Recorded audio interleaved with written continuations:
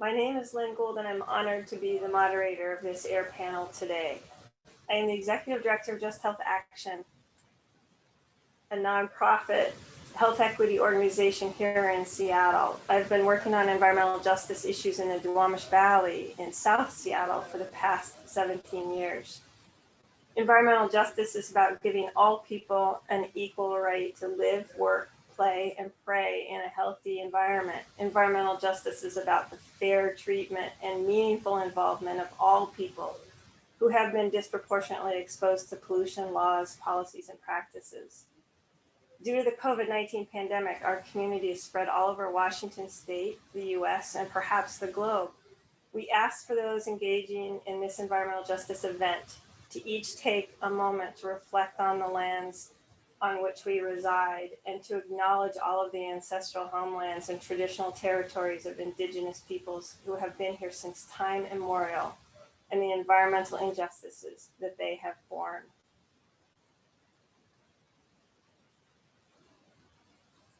We have 4 wonderful panelists today. Each panelist has about 10 minutes where they will discuss AIR environmental justice issues through their community and or work lens. We will then have a Q&A session after their presentations. I am now going to introduce our first speaker, Todd Mitchell. Todd Mitchell, a Swinomish tribal member, is the environmental director of the Swinomish Department of Environmental Protection. He graduated with a BA from Dartmouth College, double majoring in earth science and film studies, and from Washington State University with a master's in geology. Todd approaches environmental issues with sensitivity to the Swinomish culture through the development, management, and implementation of multiple grant-driven research. This involves incorporating traditional ecological knowledge in scientific research design and policy development, as well as for the direct protection of sensitive cultural and environmental resources. Welcome, Mr. Mitchell.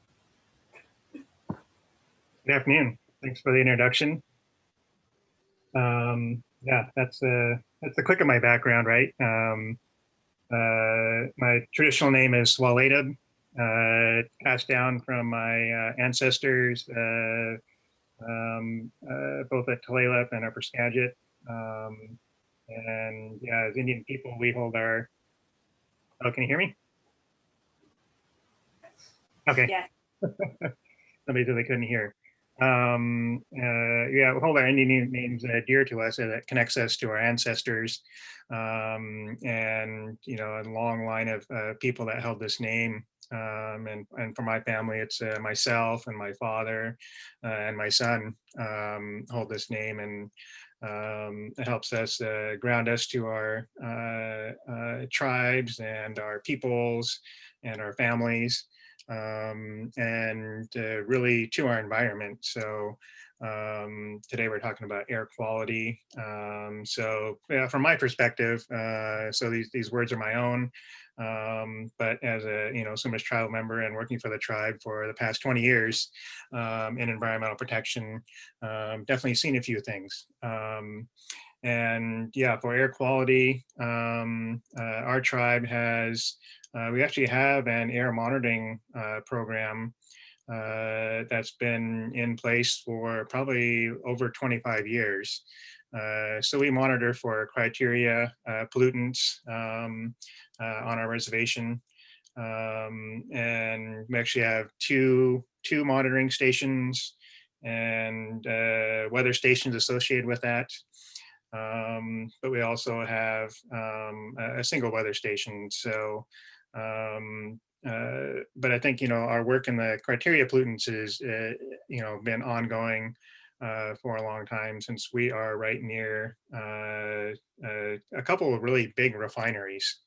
And it's interesting, for Washington, that, the groups and clusters of big refineries are right near reservations. So I don't really know the history of why, that happens exactly, but we are dealing with the outcomes of that in an ongoing manner. And especially, the refineries near us are, we call them air Clean Air Act Title V industries. So they're big, and our community at times really sees the effects of that. Over the past 5 or 6 years, we've been dealing with how to monitor for accidental releases or accidental flares. So we actually started a hazardous air pollutants program, sampling program, to help us kind of get a baseline of what our standard air quality is, but also have these sampling, I guess they're containers, available for when there are air releases, usually from the refineries. So, and it's interesting because, the tribe has, the ability, we have some work with EPA and delegated authorities, but that's not the case for all communities where we can, just turn on a dime and say, hey, we're going to start, monitoring HAPs, on a whim, because it's a big expense. It provides really good data, but it's not easy to do, especially funding wise. So, but the tribe found it as a need to help us understand what happens when there's air releases, regular or accidental, to protect our community.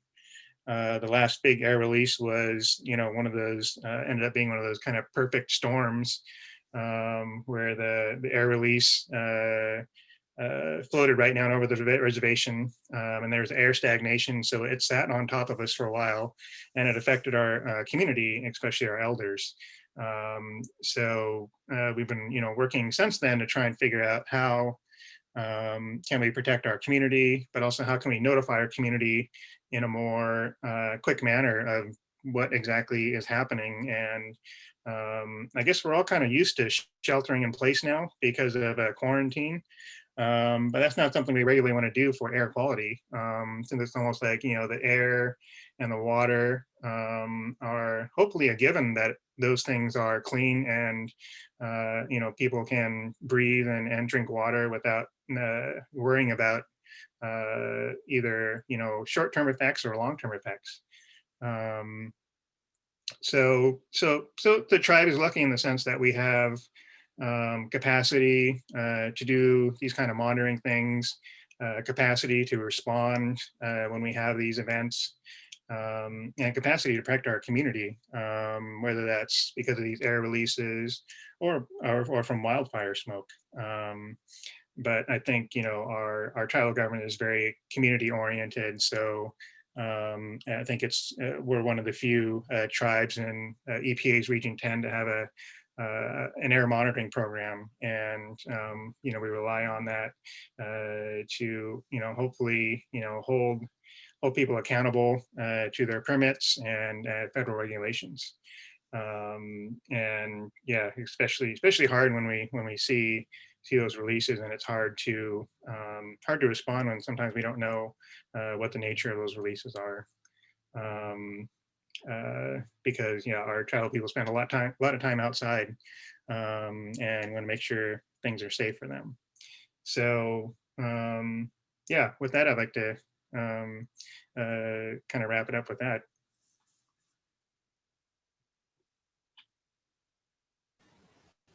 Thank you. So, we have a few, if people want to send in a chat, we do have a few minutes for questions until we start with our next panelist, and then we will have a group panel session at the end. So if anyone wants to send in a question for Mr. Mitchell, that would be great. I was just personally wondering what kind of, when you did have the refinery contamination problem, how did you protect the community? What did you have to do to protect your community? I'm trying to remember the year. That was 2016, I think. Yeah, they had I think it was a I remember right, it was a shutdown event, and they you had a release because of a flare up or because of a flare. But yeah, I mean, we didn't know what was going on, so people just started smelling it and calling our police department and our emergency response, and they're like, they had to kind of track down what it was. But I think they finally got the message out to say just shelter in place until it kind of dissipates and the winds take it out. But we already saw quite a few elders and other tribal members who were affected by this, and some of them severely. So I think what we're trying to do going forward is have a better line of communications between all of the nearby agencies. And it's tough at times too, because the reservations kind of it's its own nation. So some of our protection relies on regulations from the state and nearby jurisdictions. In which cases sometimes we don't have well, one, we didn't have the communications well in place, but sometimes we don't have the communications about regulations or permits well in place either. So, knowing that our community, is possibly more susceptible at times because of the nature of our community, but also how close we are to these refineries. I think that's kind of, work in the future to make sure response communications end up well, but also, communication and collaboration about regulations, whether changing regulations or actual implementation of existing regulations are work with us communication wise. So we know that our community is protected by those regulations that are outside of our own reservation and jurisdiction. Great, thank you. We're getting lots of fantastic chat questions, and I'm gonna group two of the questions into one. And one is, how do you communicate these results, and do you work with Native youth to interact and spread the word? I think that's work we are trying to catch up on. So I think for the longest time, all of our environmental programs were, I actually, set them up this way. It's like, just go out there and collect the data, make sure we're following, approved QAP and SOPs, but just collect the data and we'll look at it and analyze it later. And I think soon, or very, very soon is now is the later, not just for kind of air pollutant stuff, but also climate change things. Since we have both the weather and the criteria, and now the HAP data, I think putting that together into trend analysis will be some of our next priorities to work on. But working with youth, we have a little bit in the sense that my department started a high school science class to get our youth familiar with the science the tribe does. So using our own scientists as guest speakers, including our air quality specialist, to at least talk about what we do here, to try and garner interest in science in our youth, and hopefully that it sticks with some of them, that they go on for college education and hopefully come back and work for us too. Great, thank you so much. I know other people have questions, but we can wait until we start doing the panel. I'm going to introduce you to our next panelist. Paulina Lopez is the Executive Director of the Duwamish River Cleanup Coalition and has over 25 years of experience working on issues of civil rights, social environmental justice, equity, education, and diversity. Through this work and her leadership in social, environmental, and racial organizations, Paulina has developed expertise in multi-sector stakeholder engagement, networks, collaborative problem solving, and building power with BIPOC communities of color, immigrants, and refugees. Paulina emigrated to the US from Ecuador and has made Seattle her home for the past 18 years. She first joined DRCC as a volunteer, advocating in her community for access to a safe, clean environment for South Park's families. She holds a master's degree in human rights law from St. Thomas University. Welcome, Paulina. Thank you so much, Linn, and good afternoon to everyone. I'm very grateful to be here sharing this afternoon with you all, even when it's through the screen, and I'm honored to be invited to the Environmental Justice Symposium organized by the Attorney General, as well as Gonzaga University in commemoration of the 50th anniversary of Earth Day. I'm here speaking from the Duwamish territories, and I want to acknowledge that I'm currently here in traditional lands and waters of the first people of Seattle, the Duwamish people. I have had the honor and privilege to be engaged with our organization, as you mentioned, Linn, for the past um, 12 years.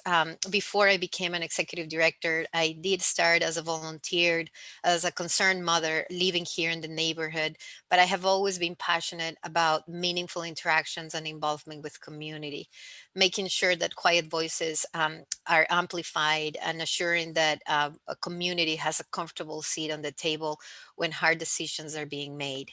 The community has been guiding the voice of our work and our organization, not about only the river cleanup, which was the main mission of our organization, but also about other health and environmental improvements. The Dwamis River Cleanup Coalition, it's a small but mighty grassroots organization based on the Duwamish Valley, mostly serving Georgetown and South Park communities.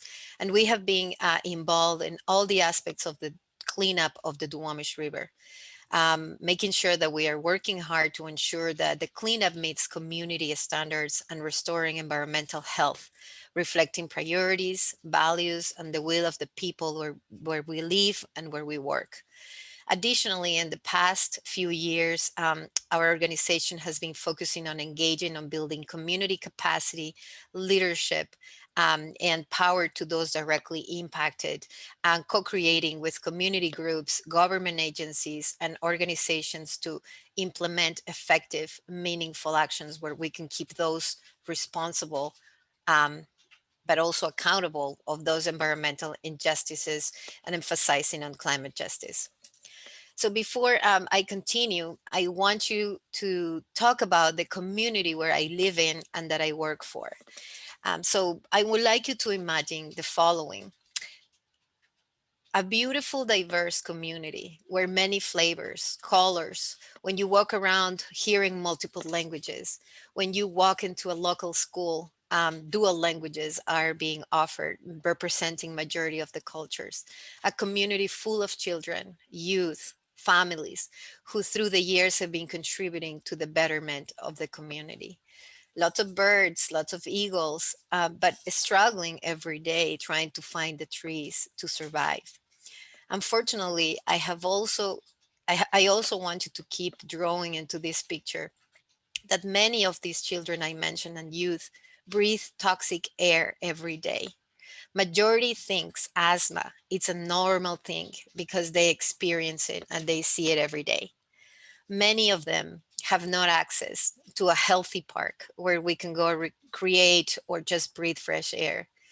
Also, there is not access to a grocery store unless you drive for 5 miles.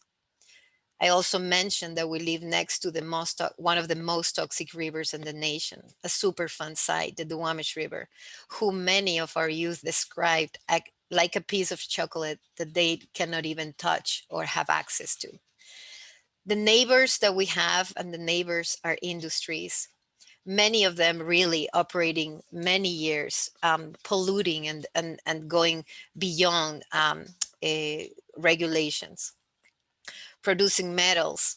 We are exposed to diesel exhaust, car exhaust, wood smoke, industrial emissions, marine vessels, and natural resources like dust and the sea salt.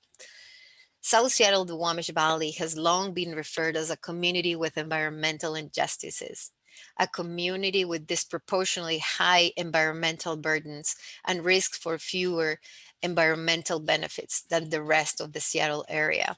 We join this into also our neighbors of Beacon Hill, who share some of these injustices with us. The population in the valley is 42% foreign born, and 40% of Latino, and more than 70% people of color, mostly on the South Park side.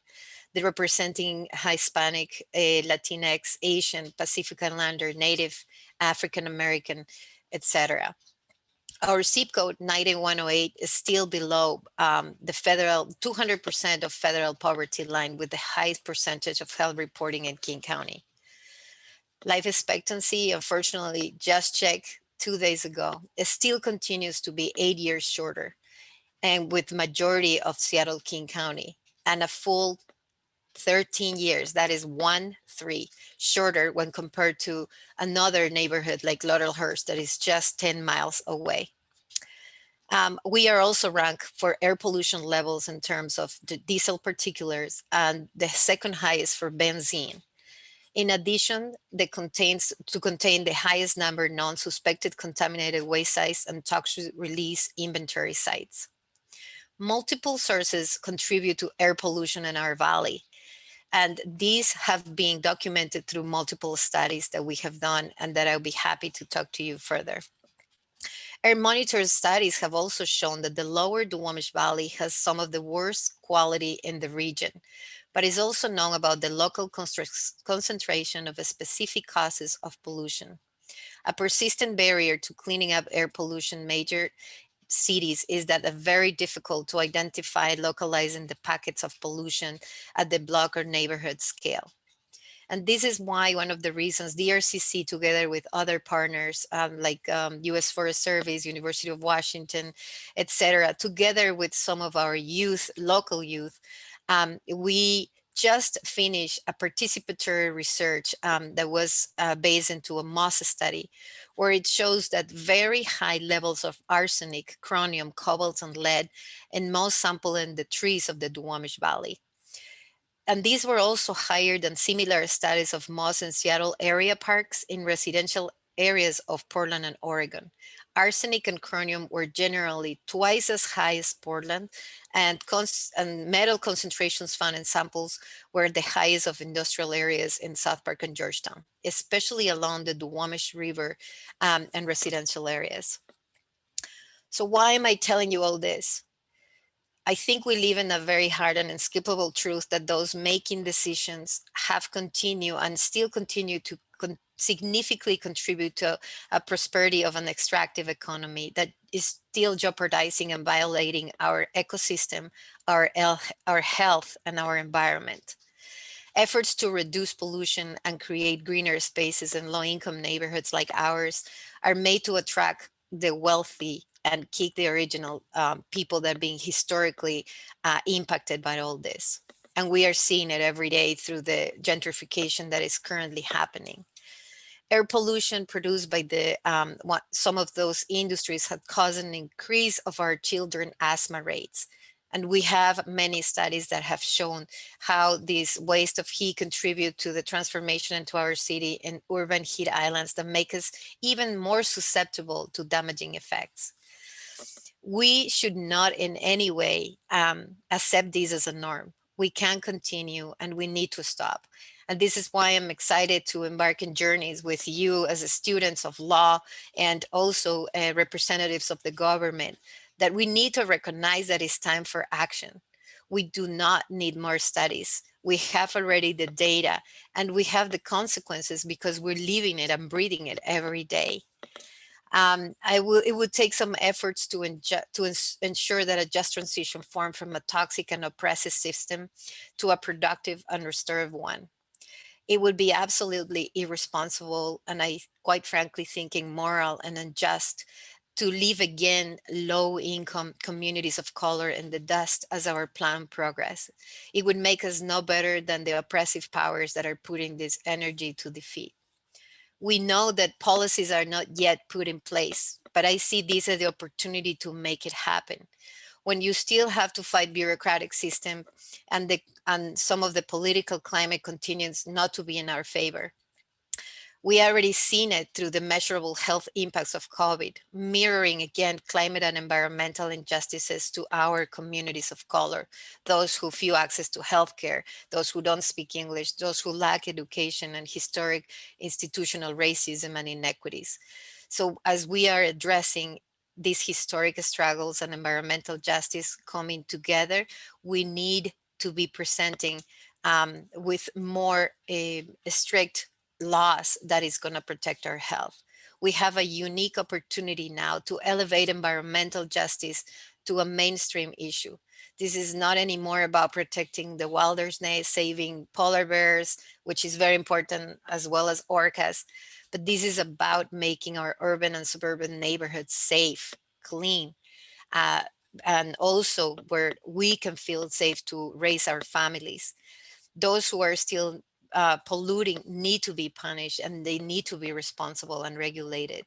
Now that the water and air, they need to be clean no matter where you live, and a zip code should not determine how your health is. So what can we do all together? Center community. How are we developing those laws? How are we making policies where the next 7 generations ahead for the impact of these decisions? Are we thinking about that? How much innovation are we using to collaborate in great community investment? We know, in fact, that our economic future and our environmental future are inextricably linked. In the case of environmental justice communities, we think about how about creating green jobs? How about giving the youth opportunities to thrive, those who have been mostly impacted? And also we can start breaking those cycles of poverty. And then think about the chance of environmental injustices for the health and well-being and address those. For example, the healthcare. People who are getting sicker and sicker should be prioritized as we're drawing these lines of policies and regulations. We need to base our decisions on cumulative impacts and analysis of environmental injustices. We need the law, we need the policy, just like Attorney General Ferguson saw, mentioned this morning. But also we need to make it happen. The law needs to be respected and needs to be targeted to the reality of the communities that are impacted directly. We can have environmental justice and positive economic development to generate all a change. The conversations not only should be around taxing carbon emissions, but about detoxifying the air where our families and our kids are breathing every day. So can we link and promote the links of human rights and the environment? Because clean air, clean water, and protecting the natural heritage should go beyond one generation, and we have to come more of a right. Relationships between environment and human rights, relationships between democracy and peace are needed, and we need all of you to make it happen. Thank you. Thank you, Paulina. So many questions for you, but we're going to have to wait till the end. I'm going to introduce Tania Park. Tania Park serves as the Equity and Engagement Manager with the Puget Sound Clean Air Agency. Her role is to challenge traditional government systems to broaden its lens and work towards more creative and equitable approaches and outcomes. Prior to moving to the Pacific Northwest, she served as the first diversity and inclusion manager for the National Outdoor Leadership School based in Lander, Wyoming. In a previous iteration of her career, she developed skills working as a public liaison between community artists, art organizations, and government programs and providers with the City of Chicago and District of Columbia. The thread that ties all of her experiences is her commitment to deepening equity and belonging. Tania holds an MA in ethnomusicology from the University of Chicago and a BA in ethnomusicology/performance from Northwestern University. Welcome, Tania. Thank you so much, Lynn. I'll share my screen here.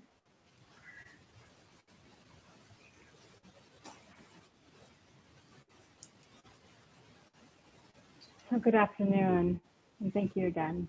I'm grateful for the Attorney General's office for facilitating this conversation and inviting me to participate alongside these respected colleagues. My name is Tania Park, and I work with the Puget Sound Clean Air Agency as our Equity and Engagement Manager. So in order to ground all of us in this symposium today, especially after hearing some of the words shared by Todd and Paulina, I'd like us to start by taking a full inhale, followed by a long, deep exhale.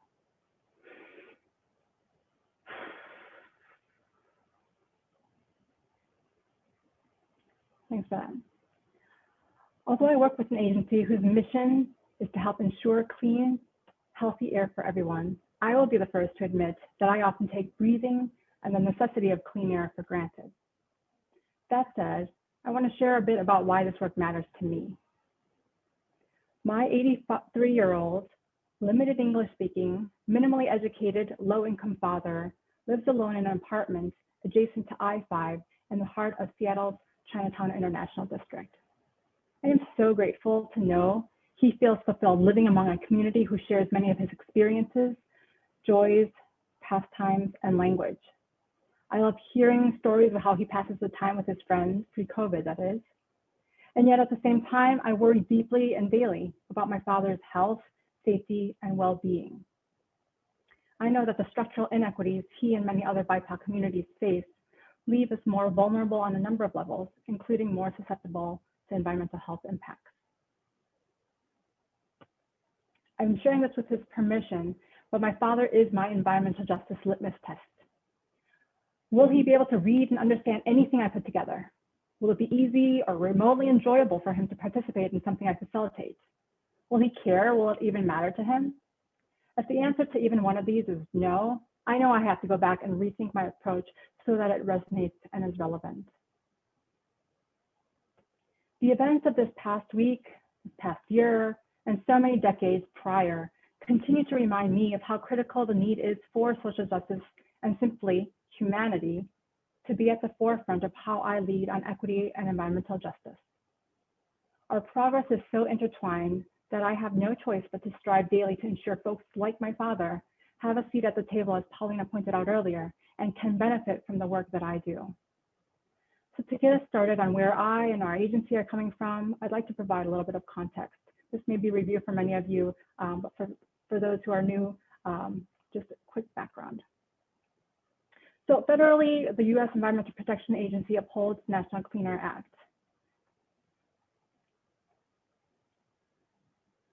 Zooming in, we have EPA Region 10, who works with state and tribal nations on environmental protections. Next, we have the Washington State Department of Ecology. And finally, the Puget Sound Clean Air Agency oversees outdoor air quality in 4 counties in Western Washington. We monitor air quality, provide air quality forecasts, call air quality burn bans, regulate industrial sources of air pollution, and evaluate and address air quality impacts from transportation and wood and wildfire smoke. We're authorized to regulate stationary sources, but not mobile sources. That said, the largest source of air pollution in our jurisdiction in our region is from transportation. So while overall air quality is pretty good in our jurisdiction, when we examine data at a more granular level, we see air quality impacts and benefits are not evenly distributed. To better understand how air-related impacts play out, we developed an internal community air tool. This map simply analyzes 3 overlapping areas: density and proximity of air pollution sources, air-related health outcomes, and general demographic factors. This serves as a starting point for us to prioritize investments and then ground truth the data through lived community-based experiences.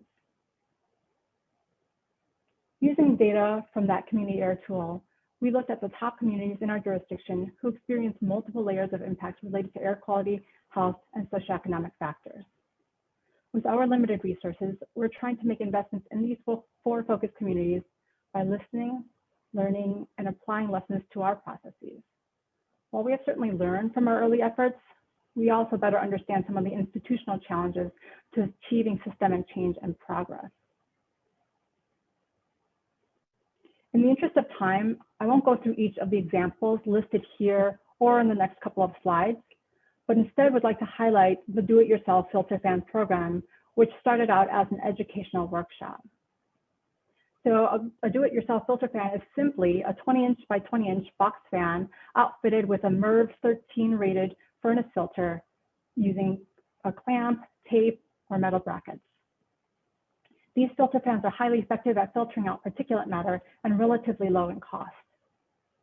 But given that ambient air quality is so abstract, we started using do-it-yourself filter fans as a tool to help communicate, educate, and mitigate air pollution exposure.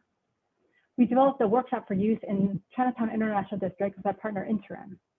The workshop involves hands-on building, critical thinking around the scientific method, using portable air sensors to monitor air quality before and after use of the filter fan, and then analyzing air sensor data to help evaluate their hypotheses. This has fostered curiosity about what air pollution is, where it comes from, and how it can impact our health. We often hear workshop participants talk about how the workshop has helped them make something invisible visible. While the workshop started out as an educational tool, it has evolved into a program that we continue to refine based on the lessons learned and community feedback. Certainly a need with increased wildfires has also precipitated the development, the growth of this program. So after a couple of rounds of productive workshops with our youth, our partner suggested engaging the youth further to build enough filter fan kits to distribute to elder residents of the community. The youth would be responsible for communicating with elders and distributing all the materials. They were also tasked with relaying educational and health-related talking points around air pollution, health impacts, and benefits and instructions for the filter fan. The success in this early partnership was that all those involved were able to add value and maximize their strengths to contribute to a meaningful product. As I mentioned earlier, the program continues to evolve since those first workshops.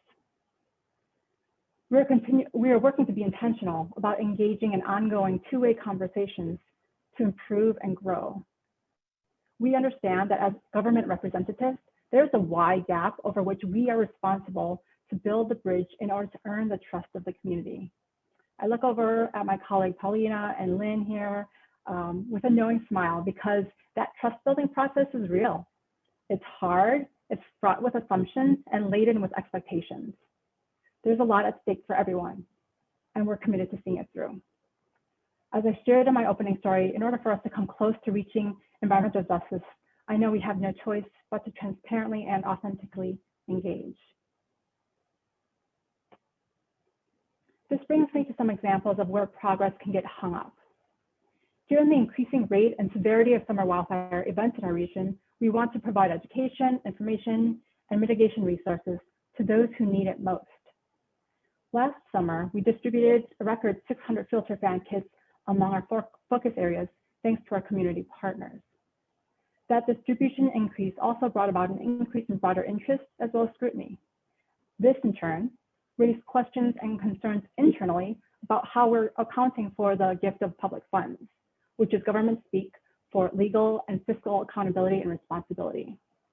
I was reminded that our internal financial policies require us to track items that we distribute to the public. As a result, our engagement teams were asked to track the distribution of all filter fan kits by collecting names and addresses of each recipient. So if you put the two together, trying to connect with those who need these resources most and collecting sensitive personal information can come into conflict. So this approach that centers legal and fiscal responsibility is counter to an approach, in my view, that prioritizes equity.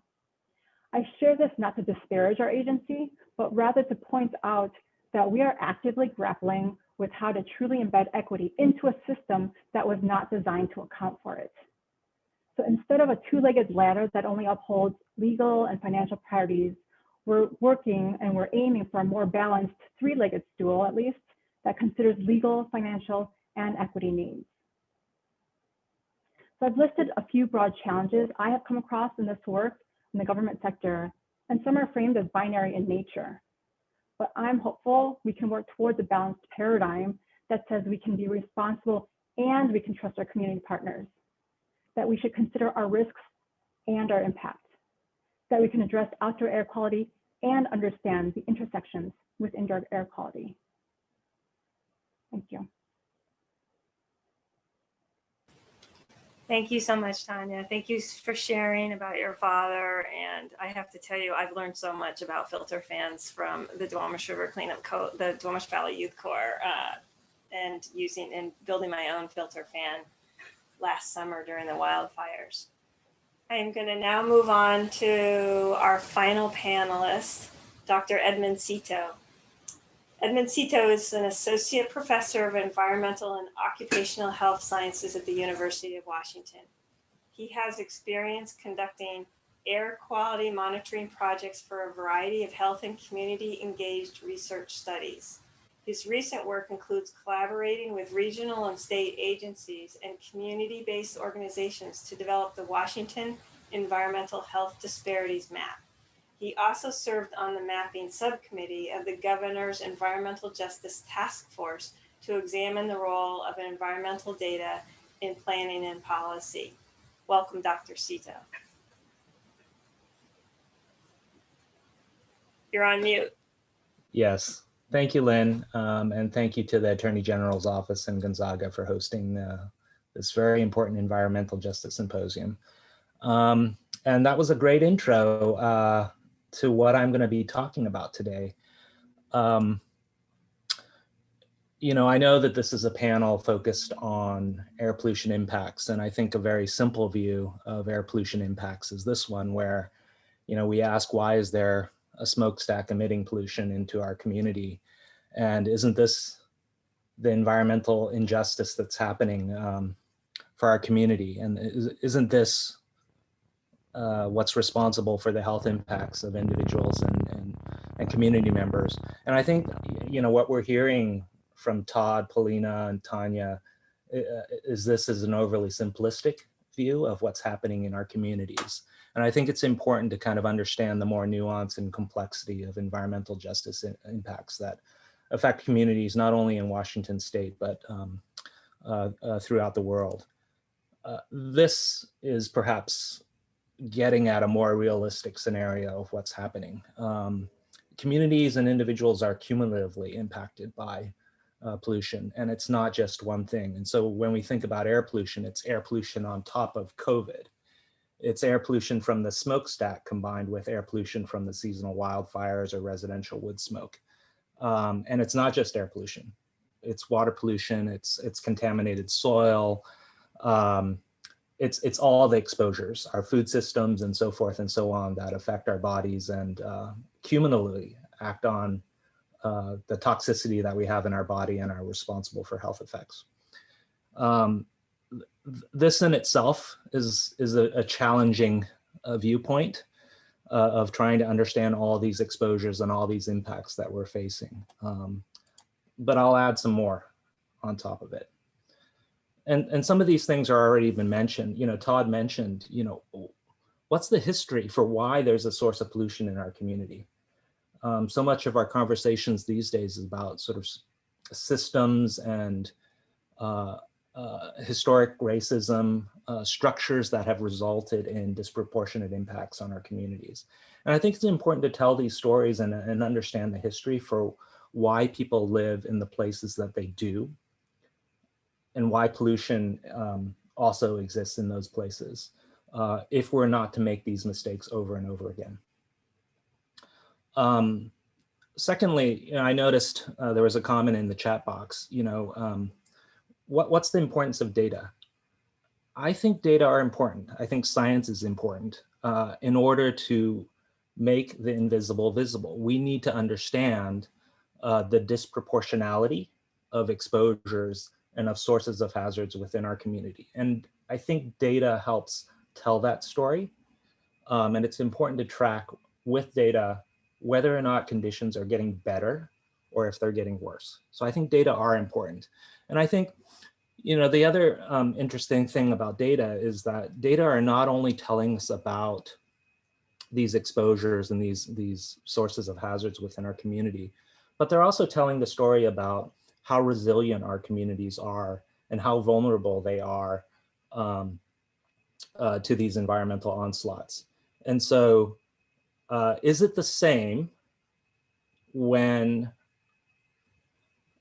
someone of high income who is white, who has health insurance, who has perfectly healthy family is exposed to air pollution versus a family that has an asthmatic child, an older grandfather who has heart disease, and is low income and is food insecure and doesn't have health insurance, is exposed to the same amount of air pollution.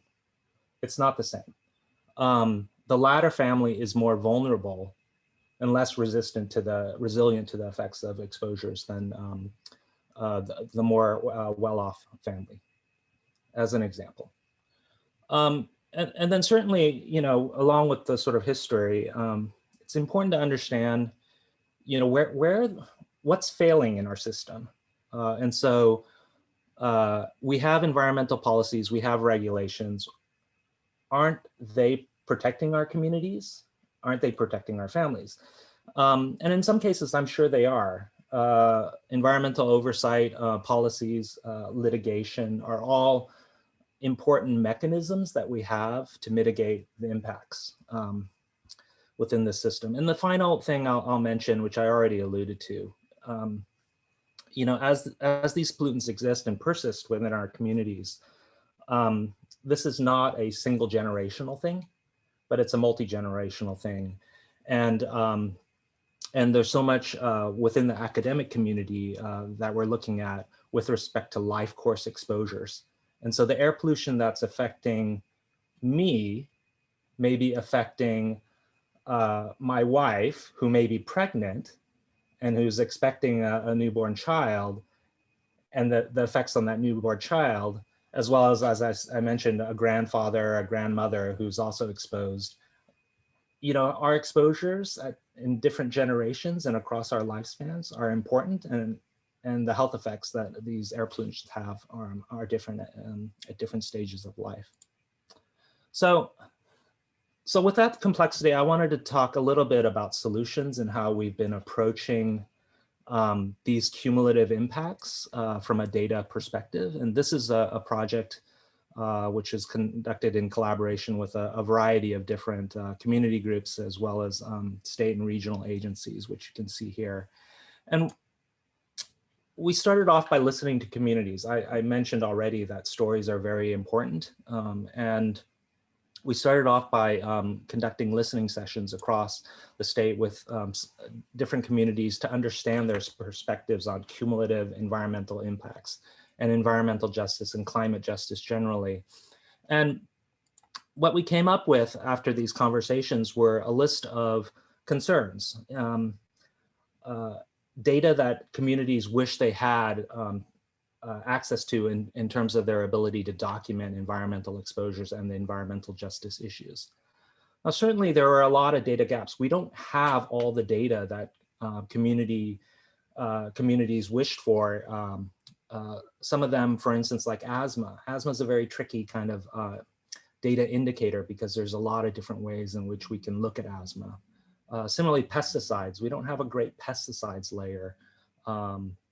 Food systems, we don't know, we don't have all the data that we possibly wish we had on the toxicity that's percolating through our food systems, and so forth and so on. But we do have quite a bit of good data. And one thing that we've been able to do in collaboration with our partners has been able to create the environmental health disparities map for the state of Washington. I flashed through this too quickly, but if you search Washington Tracking Network and information by location, you'll find a link to this online map. It's hosted by the Department of Health, and it's an interactive map. And so you'll see it's a color-coded map with rankings of census tracts across the state of Washington.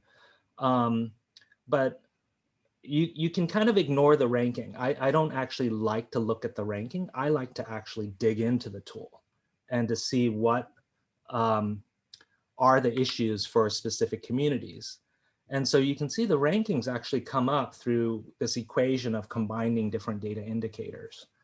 And the way that I like to use the tool is by drilling into communities. And so here you can see a community, this is Tacoma. And you can see, you know, I clicked on a particular census tract and it'll tell me something about the air pollution issues within that census tract. So Tacoma, diesel emissions rank in the highest 10 percentile. And you can see that with the data. And you can also see in the lower right, something about the demographic profiles, who's exposed to these high diesel emissions. And so diesel emissions is a problem for Tacoma, but this is another example. So this is a community in Yakima that also ranks 10, but they rank 10 for a different reason. It's a different air pollution issue out in Tacoma. It's less about diesel emissions, but it's more about PM 2.5, fine particles in the air. And this is because of residential wood smoke, the fact that Yakima is a valley, traps the residential wood smoke, as well as other issues that make PM 2.5 a regional air pollution issue rather than diesel emissions. We've been able to look at some of the environmental injustices. Why is this an environmental justice issue? When we look at these cumulative impact rankings across the state, we see that people of color tend to be exposed more to higher ranking environmental justice issues across the state. And similarly, you know, when we look at income for communities, unfortunately, we see income is also strongly correlated with environmental conditions. And so I'll stop there, but I hope you have an opportunity to actually use this tool. As I mentioned, it's interactive and it's publicly available. And certainly efforts are being made to improve the tool over time, to update it, maintain it, add new indicators. And so we're always open to input on how this tool can be improved. Thanks. Thank you, Dr. Sito. Yeah, I think the tool is great. I use it quite often. Okay, so we'd love to take questions, but while I'm waiting for questions to come in, I have one question for all four of you. And it speaks to the whole concept of meaningful involvement. And I'm wondering, what does community engagement look like to each of you? And what do you want agencies or organizations to do with you as a community? Or how do you look at yourselves as engaging with communities?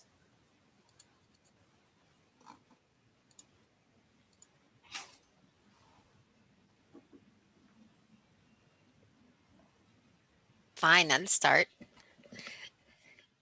Is that okay? Or you have a plan to go, Linn? No, I was hoping that one of you would volunteer yourself, so you go first. Okay. Well, that's a great question, Linn. I think for any process that it's going to impact on the community that you're trying to work for, the community needs to be at the center. And I think traditionally, people have been calling it community outreach, which I hate that word. And I think you do too, Linn, as we have worked together. It's how you engage people from the beginning into any process. So I think it's really important that for any type of policy, any type of project, the community is at the center, and nothing should be done without us that is something about us, right? So I think I love seeing, for instance, like when I mentioned our MOSA study, for example, that we just did, and it was in collaboration with multiple partners, but we were putting our youth at the center because they are the experts, right? They are, the community as the expert of knowing what is the type of air that I'm breathing, what is the type of things that are concerning to me. So sometimes when I see some of the initiatives that are going, and then you simply think that translating a document is the way to go, which is important. We need to have language accessibility, but it's more important translate the concept and translate, technical documentation, or like these difficult studies to understand for community. Are you putting it in a way that makes sense? So then community is the one defining and how to move forward. So is the engaging, is the participating, and then is the investment too, really, when you're thinking about engagement. We need to recognize people's time. So you cannot expect to come to a community, do the outreach as the usual, I happen to host a meeting and that's it. But rather, like come to do the introduction, ask community how this project should be successful, what is the main objectives where the community would like to make the decisions, because decision making is the key when we're talking about environmental justice. And then also recognize that people's time. Sometimes it's expected to have that participation and not think about that. Some of our communities have 2-3 jobs. It's very, very unlikely that you will participate in a meeting that sometimes we don't make it even relevant to the day-to-day work. Like, so organizing a meeting about, let's talk about benzene, and please expect 20 community members or particular matter. No, the meeting has to be about health, because that's what the community is going to want to give an opinion, and that's the main concern and relevancy.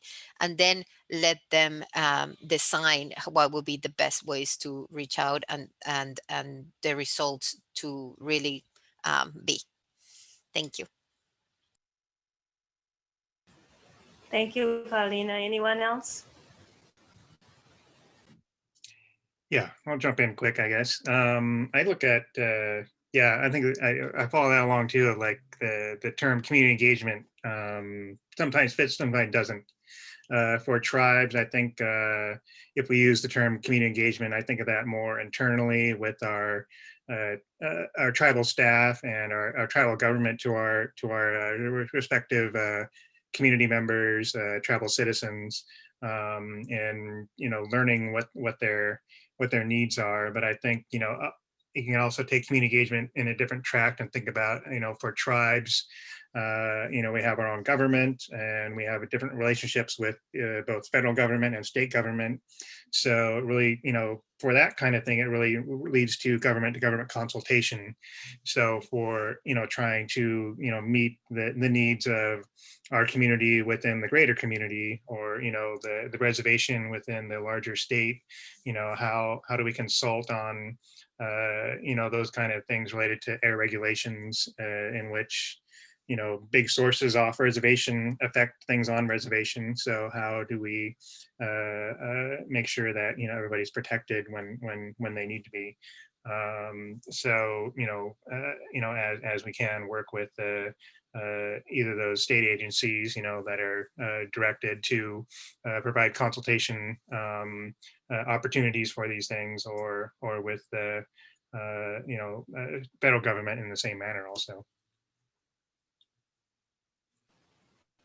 Thank you. And for Edmund and Tania, how do you enter communities? How do you get them to trust you and to engage without walking in as the ivory tower or whatever?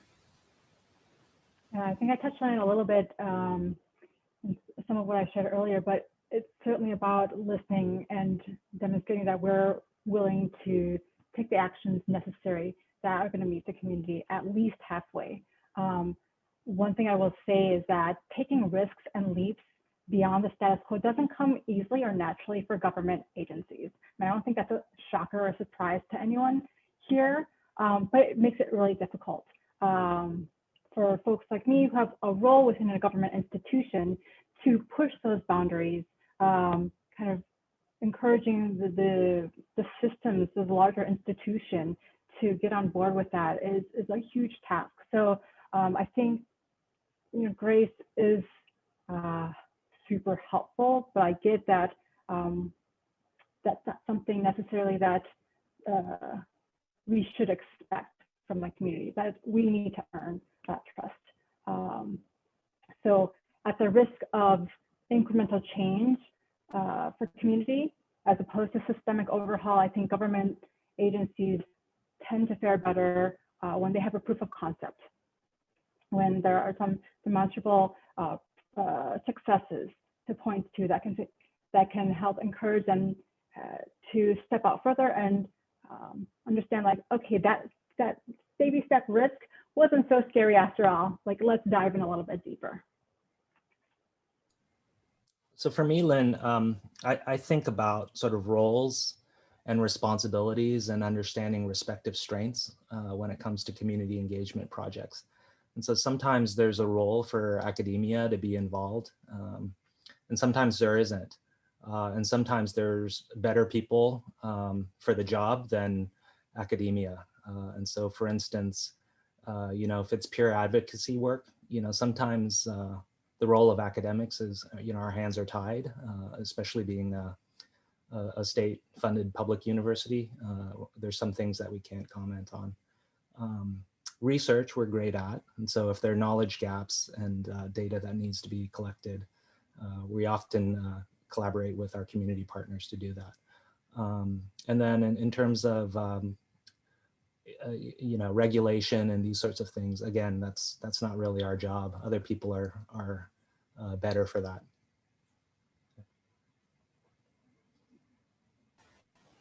I have just been notified that we have 5 extra minutes. So if there's anyone that just wants to ask some final questions, that's great.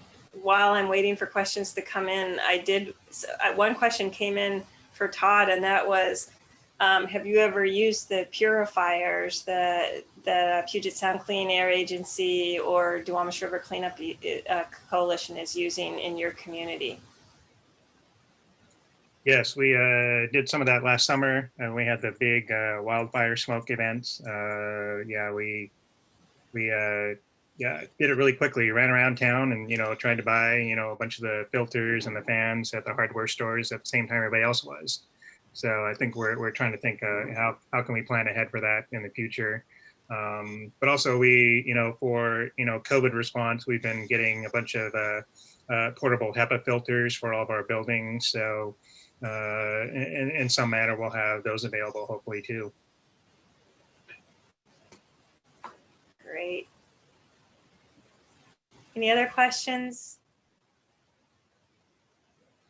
I'm trying to review the chat, but if anyone saw a question that they want to respond to, that would be great. And Edmund, I think that you did post the link because people were asking about the environmental health disparities map link. But I think I saw that you did that. Okay, great. All right. Well, if there are no more questions, I just want to thank you all for participating on this panel. I learned a lot from you, and I look forward to our group attempt to advocate for environmental justice communities to end air pollution in them. Thank you so much.